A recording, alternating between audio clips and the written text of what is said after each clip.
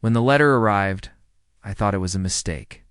HOA fine, $50,000 for unauthorized construction. My hands trembled as I read it again. $50,000 for the dam I had built to protect not just my land, but their neighborhood too. I marched to the HOA meeting, the paper crumpled in my fist. "Why are you doing this?" I asked, my voice breaking. "That dam keeps the floodwaters from destroying every house here. Without it, you'll all be underwater."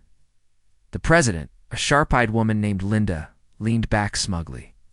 "You can't build whatever you want. Rules are rules. Pay the fine or take it down." Gasps filled the room. Neighbors whispered, but no one dared to speak up. At home, my wife placed her hand on mine. "John," she whispered, "we can't pay that. We'll lose everything." I looked at the dam through our window, sturdy and silent. It had taken me months of sweat, late nights, and every bit of savings. And now it was either the dam or my family. Tears burned in my eyes as I made the hardest decision of my life. The next week, I stood with a bulldozer and knocked down the dam stone by stone. Neighbors peeked from their porches, some looking guilty, others relieved. Linda stood with folded arms, satisfied, but 3 days later, the storm came. Rain pounded the roofs, the river swelled, and without the dam, the water broke free. I watched from my porch as the flood rolled straight into the HOA neighborhood. Streets turned to rivers, lawns to lakes. Panic filled the air. Cars floated. People screamed. Linda banged on my door, soaked and furious. "You knew this would happen," she shouted.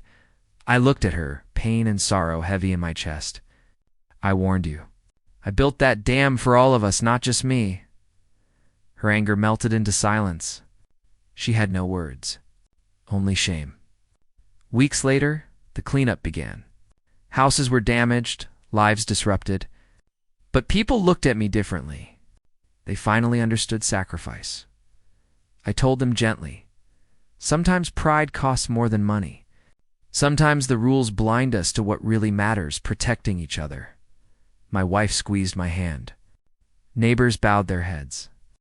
Even Linda stayed quiet. And that's when I realized forgiveness builds stronger walls than any dam ever could. Have you ever faced unfair rules or stood up against pride? Share your story in the comment side. Love to hear it. For more interesting and heart-touching stories, hit the subscribe button now.